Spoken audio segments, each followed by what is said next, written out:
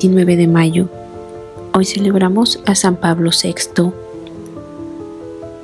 Juan Bautista Montini nació en Concesio, una pequeña ciudad de la zona de Brescia, el 26 de septiembre de 1896, en el seno de una familia católica muy comprometida, política y socialmente. En otoño de 1916 entró en el seminario de Brescia y 4 años más tarde recibió la ordenación sacerdotal en la catedral y luego se trasladó a Roma para seguir los cursos de filosofía de la Universidad Pontificia Gregoriana y de la Universidad Estatal, graduándose en Derecho Canónico en 1922 y en el Derecho Civil en 1924.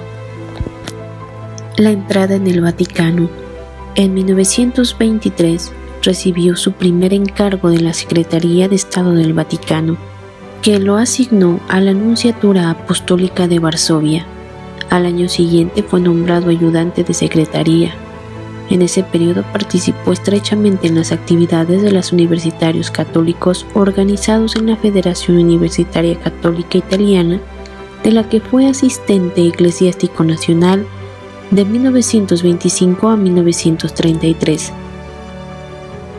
Colaborador cercano del cardenal Eugenio Pacelli, permaneció a su lado aún después de que fue elegido papa en 1939 y tomó el nombre de Pío XII. Fue Montini, de hecho, quien preparó el borrador del extremo pero inútil llamamiento de favor de paz que el Papa Pacelli lanzó en la radio el 24 de agosto de 1939 en vísperas del conflicto mundial. Nada se pierde con la paz, todo puede perderse con la guerra. De la Iglesia Ambrosiana a la sede pontificia. En 1954, inesperadamente, Montini se convirtió en el arzobispo de Milán.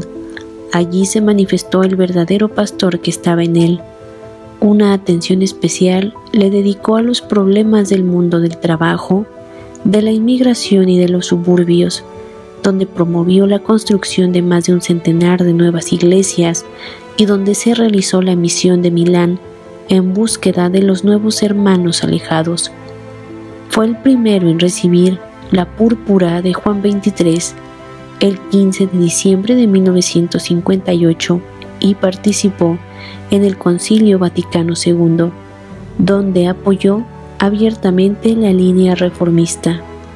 Cuando Roncalli murió, el 21 de junio de 1963, fue elegido papa y escogió el nombre de Pablo como una clara referencia al apóstol evangelizador.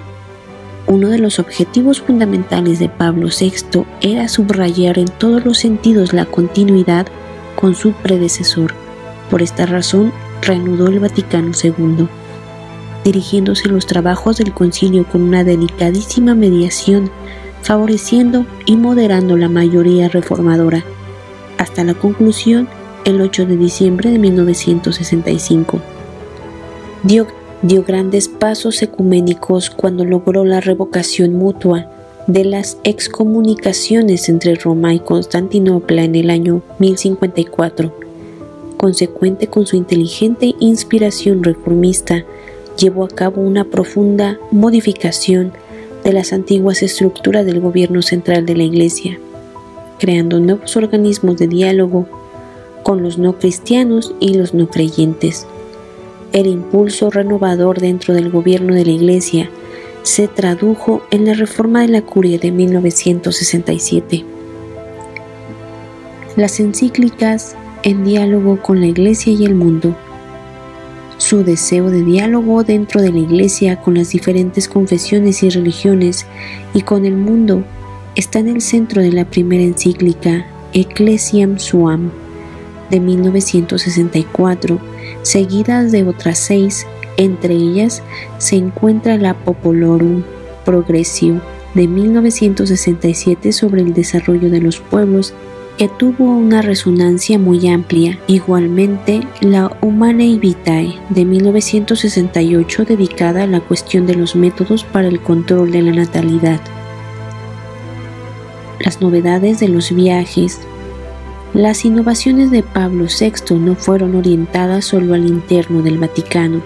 Fue el primer papa que introdujo la costumbre de viajar desde su elección. De hecho, los 3 primeros viajes de los 9 que hizo fue en el curso de su pontificado, que lo llevaron a los 5 continentes.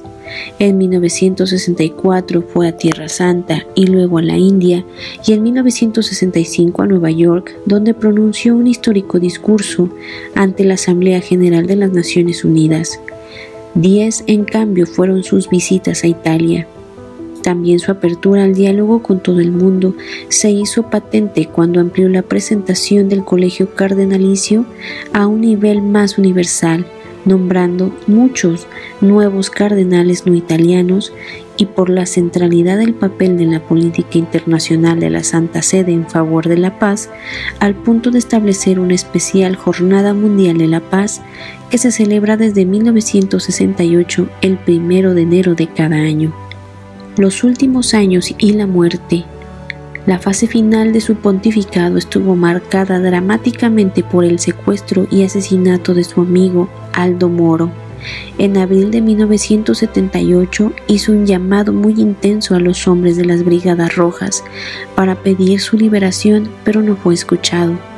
Murió en la tarde del 6 de agosto del mismo año, fiesta de la Transfiguración, en la residencia de Castel Gandolfo, casi repentinamente, y fue sepultado en la Basílica Vaticana.